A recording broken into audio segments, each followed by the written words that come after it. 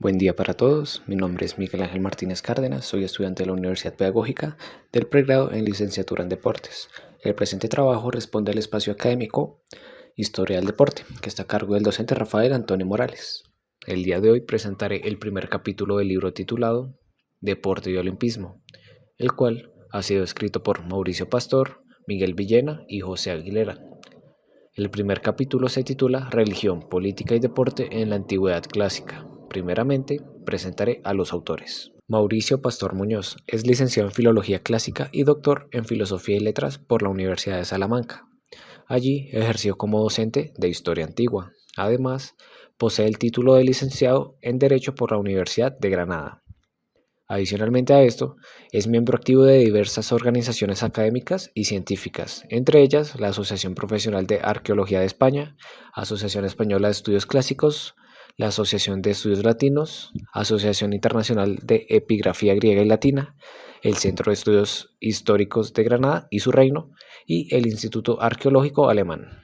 Miguel Villena Ponzoda es un destacado académico español especializado en filología griega. Desde 1987 ocupa el cargo de profesor titular en el Departamento de Filología Griega de la Facultad de Filosofía y Letras de la Universidad de Granada, donde ha desarrollado una extensa trayectoria docente e investigadora. En 1983 defendió su tesis doctoral en Filología Griega. Entre 2001 y 2014 desempeñó el cargo de director del Departamento de Filología Griega y Eslava de la Universidad de Granada, contribuyendo significativamente a la consolidación y desarrollo de estas áreas de estudio.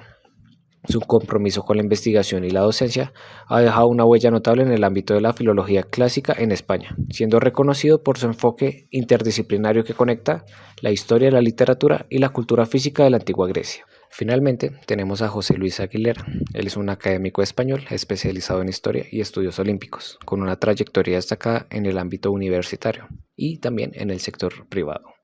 Es licenciado en Geografía e Historia por la Universidad de Granada, donde también obtuvo un diploma en Estadística e Investigación Operativa. Desde el 2003 ha estado vinculado al Centro de Estudios Olímpicos de la Universidad de Granada como investigador contratado y coordinador general de diversas actividades. Ha contribuido significativamente al estudio y difusión del olimpismo y la historia del deporte, ello combinando su experiencia en el ámbito empresarial con una sólida carrera académica. Ahora bien, a modo de introducción para el primer capítulo, los autores establecen dos premisas. La primera plantea que en Grecia y en Roma la religión era inseparable de la política. La segunda, que todos los juegos que se llevaban a cabo allí, así como los espectáculos, nacían de manifestaciones netamente religiosas. Empecemos por la antigua Grecia clásica. Los Juegos Olímpicos de la antigua Grecia tienen su origen en el año 776 a.C., ello en la ciudad de Olimpia. En honor a Zeus fueron fundados, quien era el principal dios del panteón griego. Estos juegos se celebran cada 4 años, un periodo conocido como Olimpiada, que servía también como una unidad de tiempo en la cronología griega. Uno de los aspectos más importantes de los Juegos era la tregua sagrada o la famosa tregua olímpica, que era una norma tácita, lo cual quiere decir que era una regla no escrita, la cual era establecida para garantizar la seguridad de los atletas, entrenadores e incluso espectadores que viajaban desde distintas polis griegas o diferentes ciudades-estado. Durante este periodo se suspendían las guerras, se prohibía el uso de armas dentro de Olimpia y se garantizaba el libre tránsito de los delegados y competidores en este lugar. Los Juegos Olímpicos no solo tenían un carácter deportivo, sino también religioso y cultural. Se realizaban ritos en honor a Zeus, incluyendo sacrificios en su templo, donde se encontraba la majestuosa estatua de Zeus, una de las 7 maravillas del mundo antiguo.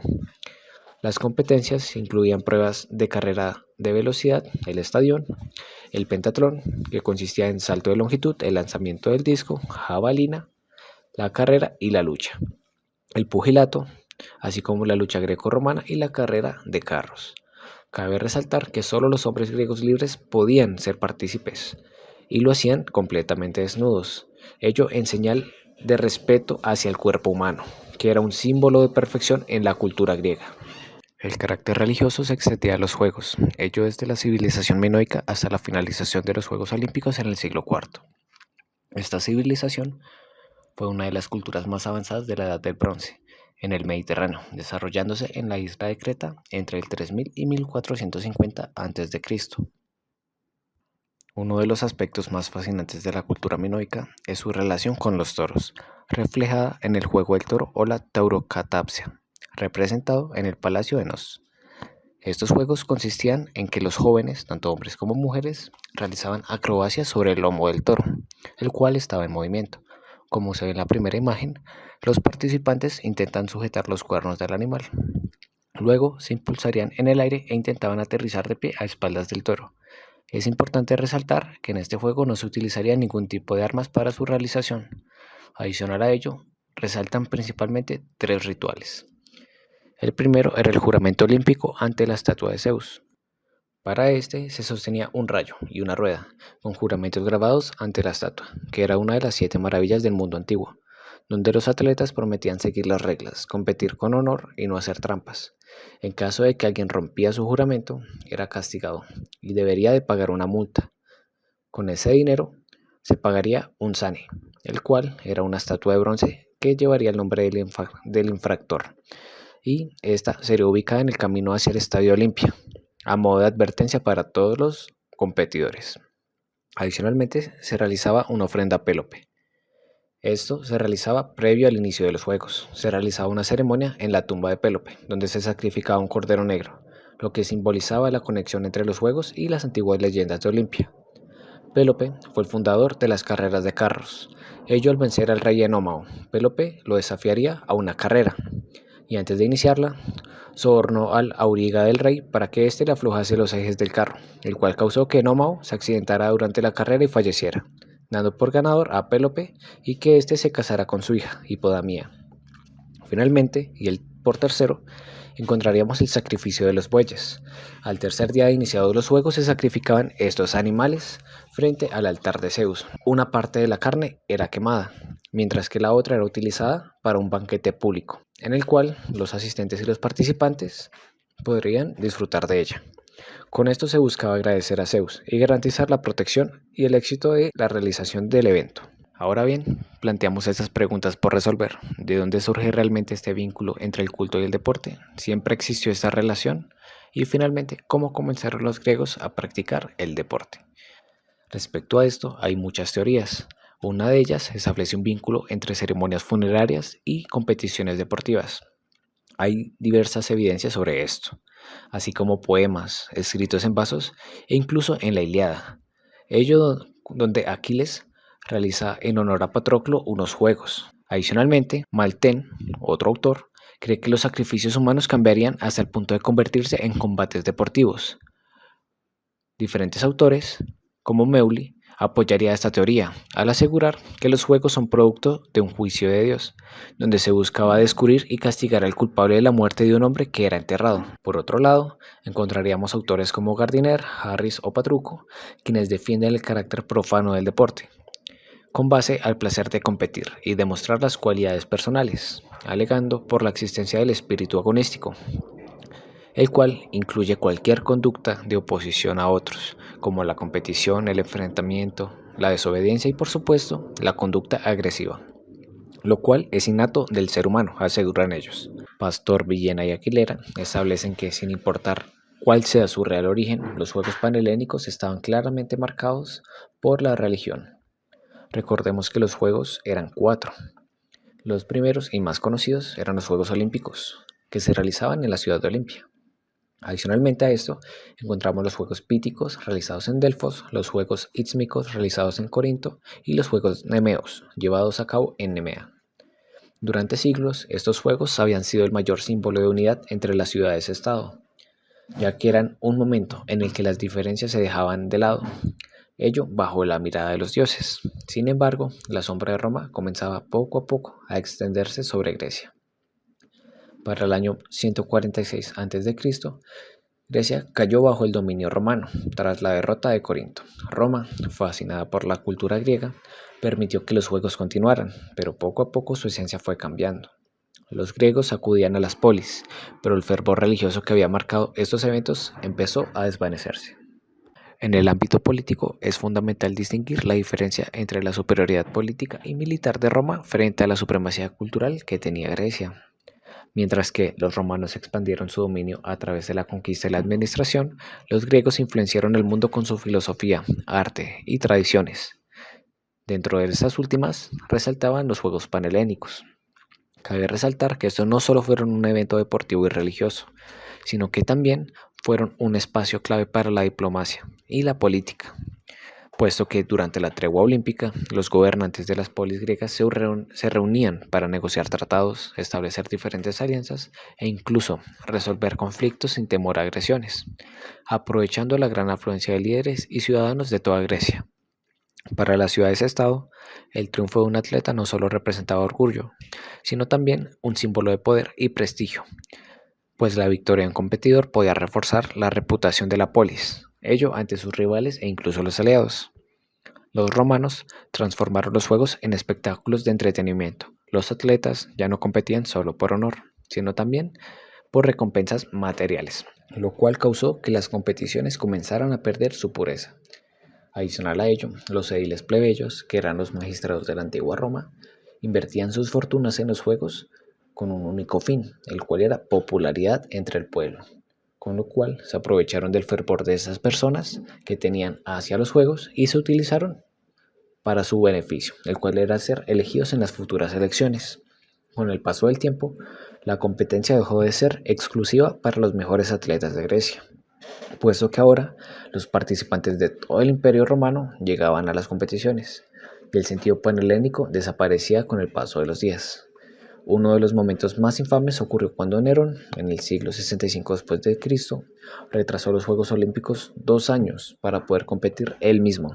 Se presentó en una carrera de carros con un vehículo que tenía 10 caballos, cuando el número máximo permitido eran 6, e incluso llegó a caer antes de la meta, pero aún así fue declarado vencedor, ello por obligación imperial.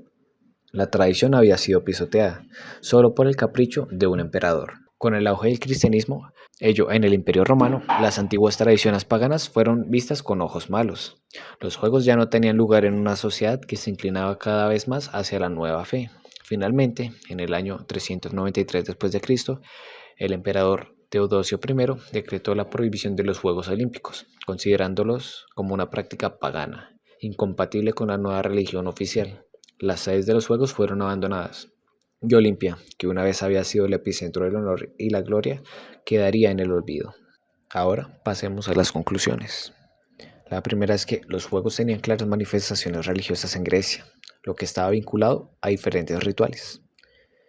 La segunda, que los Juegos Olímpicos también eran un espacio de influencia política, puesto que en Grecia los gobernantes aprovechaban la tregua olímpica para negociar tratados y fortalecer alianzas, mientras que en Roma los Juegos se convirtieron en una herramienta de propaganda y control social. Finalmente, que hubo una clara transformación de los Juegos a partir de la conquista de Roma sobre Grecia, perdiendo así su carácter sagrado y convirtiéndose en un espectáculo político. El deporte, más allá de ser una disciplina física, es un espacio de formación integral en el que se desarrollan valores, identidad y el sentido de pertenencia. En este sentido, el docente cumple un papel fundamental, no solo como transmisor de conocimientos técnicos y tácticos, sino guía en la construcción de carácter y la motivación del deportista. Como vimos a lo largo de la presentación y ya desde la antigüedad, el deporte ha estado vinculado a rituales religiosos y diversas ceremonias que simbolizan la conexión entre el cuerpo, el espíritu y lo divino. En civilizaciones como la griega, los Juegos Olímpicos eran la ofrenda a los dioses, mientras que en otras culturas el deporte tenía un significado ritual que iba más allá de la simple competencia. Con el paso del tiempo, esta dimensión espiritual se ha ido desvaneciendo y el deporte ha adquirido un sentido más secular, motivado por el logro personal, el reconocimiento social y el entretenimiento. Uno de los aspectos esenciales del deporte es su capacidad para canalizar el espíritu agonístico, es decir, esa necesidad inherente del ser humano de competir, el querer superarse y trascender. Sin embargo, esa competitividad no debe entenderse como un simple deseo de vencer al otro, sino como una lucha personal por alcanzar la excelencia, por sobreponerse a los propios límites y por encontrar sentido en la práctica deportiva. En este sentido, el docente debe comprender que cada deportista tiene motivaciones distintas. Algunos buscan reconocimiento, otros satisfacción personal o incluso hay quienes simplemente disfrutan el proceso de entrenar y mejorar día tras día. La comunicación asertiva, ello entre el docente y el deportista, es un pilar fundamental en este proceso. Escuchar activamente, transmitir mensajes claros y el mostrar empatía permite que se fortalezca la relación, así como generar un ambiente de confianza. Un docente que acompañe el proceso deportivo contemplando en todo momento los intereses individuales de los deportistas no solo favorece su desarrollo técnico y táctico, sino que también potencia su bienestar emocional y su motivación en competencia. Reconocer la importancia de cada atleta como individuo son necesidades y expectativas propias, lo cual es clave para garantizar un aprendizaje significativo y una práctica deportiva muy enriquecedora, recordando que no solamente se están formando atletas, sino también individuos comprometidos con su crecimiento y con la sociedad en la que se desenvuelven. En este apartado encontramos las referencias.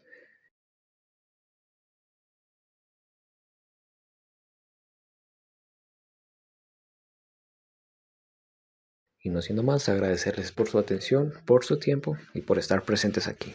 Muy buena tarde.